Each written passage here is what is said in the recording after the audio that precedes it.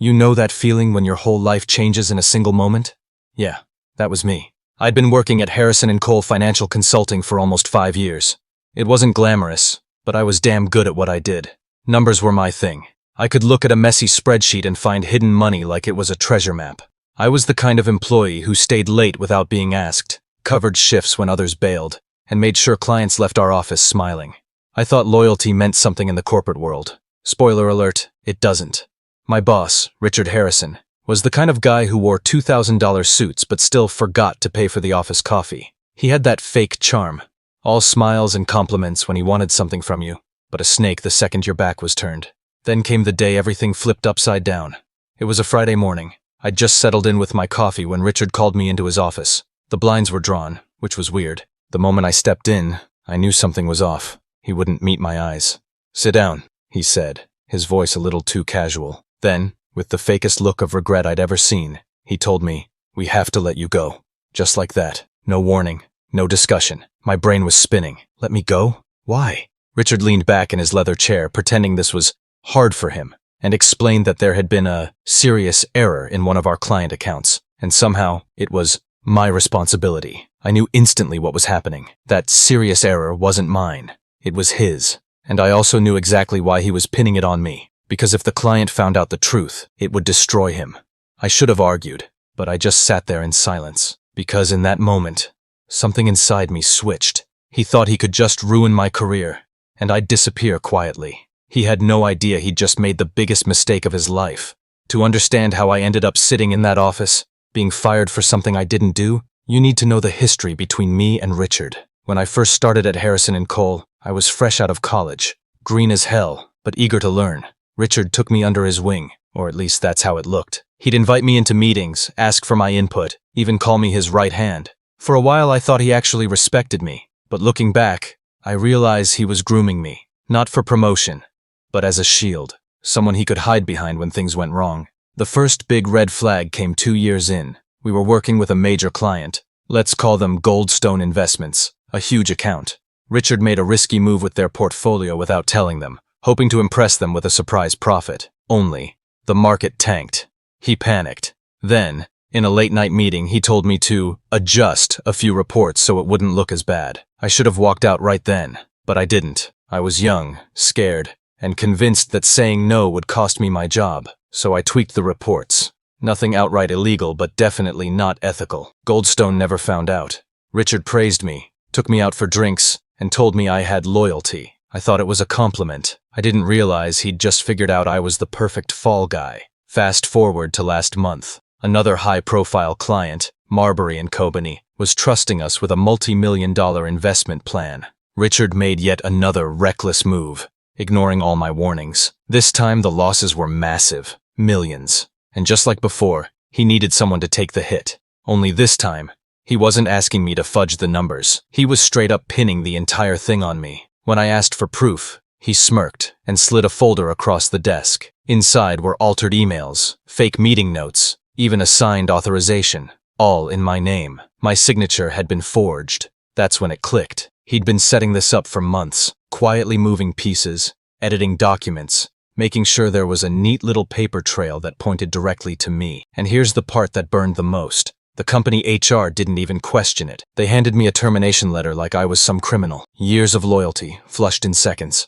I walked out of that building with my box of stuff, smiling on the outside but seething on the inside. Because Richard thought this was the end for me. What he didn't realize, it was just the beginning. When I got home that day, my phone was buzzing with messages from coworkers. Some sympathetic, some nosy, and a few suspiciously quiet. The ones who stayed silent, those were Richard's lapdogs. I didn't reply to anyone. I didn't rant on social media. I didn't even tell my closest friends the full story. I knew if I wanted revenge, it couldn't be sloppy. Richard was smart, but here's the thing about smart people. They get cocky. They believe they're untouchable, and that's when they slip. So I started with step 1, gathering ammunition. I still had access to my personal email and cloud storage where I'd backed up old work files. Every project, every client interaction, every late-night off-the-record instruction Richard had sent me over the years, I had it. And buried in there were plenty of questionable moves he'd made. But I needed more. Something that would not only clear my name, but bury him so deep he'd never crawl back out. That's when I remembered something. Richard was sloppy with his trash. He'd often dump files into a shared server, thinking deleting them from his desktop meant they were gone forever.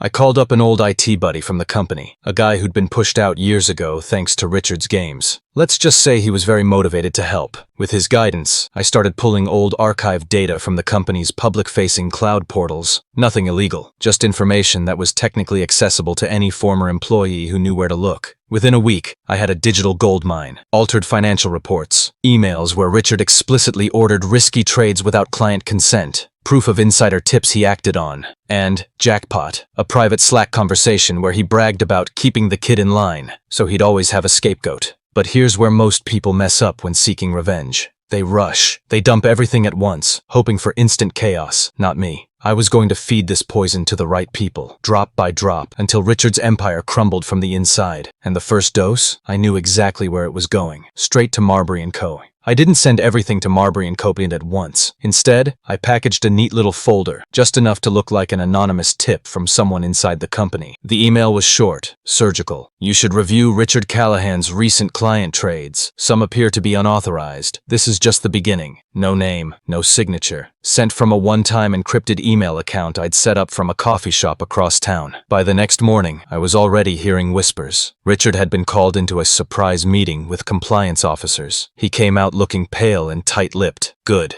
But here's the best part. I didn't stop at Marbury & Co. That same morning, I sent a different packet of evidence to a well-known financial journalist. Someone who'd made a career out of exposing shady Wall Street types. I didn't tell them the full story. Not yet. I just handed them a breadcrumb trail. Enough for them to start digging, calling sources, asking questions. Richard thrived in silence, in the shadows. Now, every single step he took would be under a spotlight. And while all that chaos swirled, I stayed completely invisible. I kept my head down, applied to a few jobs, and made sure my online presence looked boring and inactive. But behind the scenes, I was planning the second strike, the one that would ensure Richard didn't just lose his job. He'd lose his reputation, his contacts, and every ounce of credibility he'd ever built. Because once I pulled that trigger, there'd be no coming back for him. By the third week, Richard was showing cracks. His perfectly pressed suits looked a little wrinkled, his hair less sharp. I'd hear from former co-workers, quietly, through mutual contacts, that he'd started snapping at interns, forgetting meetings, even missing calls with high-profile clients. The journalist I'd tipped off had been busy. They'd called around to multiple firms, including a few of Richard's old colleagues from another brokerage. Turns out, Richard had been bending the rules for years. And the best part? One of his old clients, someone he'd burned badly in the past, had been just waiting for the right moment to strike back. The journalist's questions were all the spark they needed to go public. At the same time, the compliance department at Marbury & Co. had found enough irregularities in Richard's recent trades to open a formal internal investigation. That's the corporate equivalent of watching sharks circle. And here's where I went for the jugular. I still had one piece of evidence that I hadn't shared. A damning email chain where Richard directly instructed an analyst to push a high-risk, high-commission product on a widowed client who had no idea what she was buying. Her life savings. His commission bonus. I didn't send it to compliance. I sent it straight to the widowed client herself. When she got it, she didn't just call the firm. She hired a lawyer. A very loud, very aggressive lawyer who loved media attention. By the time the journalist's article dropped, complete with insider testimony, leaked emails, and a public statement from the widow's attorney, Richard's name was everywhere. LinkedIn, Twitter, finance blogs. He'd gone from respected wealth manager to walking cautionary tale in less than a month. But I wasn't done. There was still the final act, the one that would make sure Richard didn't just lose his job, but his entire future in finance. The morning after the article went live, Richard didn't show up at the office. I'm guessing he thought staying low would make it blow over. But corporate scandals don't blow over, they snowball. By noon, Marbury & Co. had issued an internal memo. Effective immediately, Richard Cartwright has been placed on indefinite leave pending the outcome of ongoing investigations. It didn't take a genius to read between the lines. He was done. But here's where the real beauty of the plan unfolded. In finance, reputations aren't just about your name. They're about who's willing to vouch for you. And after the leaks, not a single reputable firm would touch him. The journalist had made sure to emphasize that sources indicated this wasn't an isolated case, but a pattern. That single word, pattern, is career kryptonite. Then, the widow's lawyer filed a civil suit for fraud and elder exploitation. Court documents became public record. Anyone searching Richard Cartwright could now scroll through page after page of legal filings, screenshots of his emails, and statements from other unhappy clients who'd quietly come forward. I didn't have to lift a finger at this point. The machine was already running, but I couldn't resist one last move. Through a mutual friend, I made sure his wife got a copy of every public article and court filing, including the ones that hinted at him having a side companion he'd taken on work trips. It wasn't hard to find. The companion herself had posted a few thinly veiled vacation photos on Instagram. Different face, same hotel balcony as one of Richard's conference trips. A week later, I heard she'd kicked him out. 2 weeks after that, he'd been spotted at a rundown rental complex on the outskirts of town. No flashy car, no suits, no smug grin. The man who'd built his empire on greed and manipulation now had nothing. Not his career, not his marriage, not even his reputation. And me? I didn't feel guilty. I felt free, because Richard Cartwright had taught me something important. Some people don't learn until they lose everything. 3 months later, I was sitting at a little cafe downtown, the kind of place Richard would have once turned his nose up at, because it didn't serve overpriced espresso in a gold-rimmed cup. I was reading the paper, an old habit, when I caught a glimpse of him across the street. At first, I wasn't sure. His once perfectly tailored suits were gone. He was wearing a wrinkled shirt, the collar frayed. The sharp, arrogant posture I remembered had melted into a slow, slouched shuffle. In one hand, he carried a small grocery bag. In the other, a crumpled pack of cigarettes. He didn't notice me,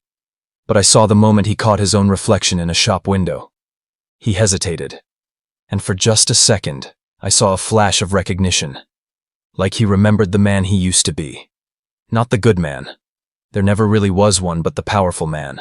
Then he looked away, almost like he couldn't stand the sight anymore. The light turned green, and he crossed the street. No one stopped him. No one greeted him. He just disappeared into the crowd. That was the real victory. Not the job loss. Not the lawsuits. Not even the divorce. It was knowing that from now on, Richard Cartwright would wake up every single morning with the weight of his own choices crushing him. The empire he built was gone, and it was his own hands that tore it apart. And I took a sip of my coffee, turned the page, and moved on. Because the best revenge isn't destroying someone. It's making sure they're the ones who have to live with what they've done.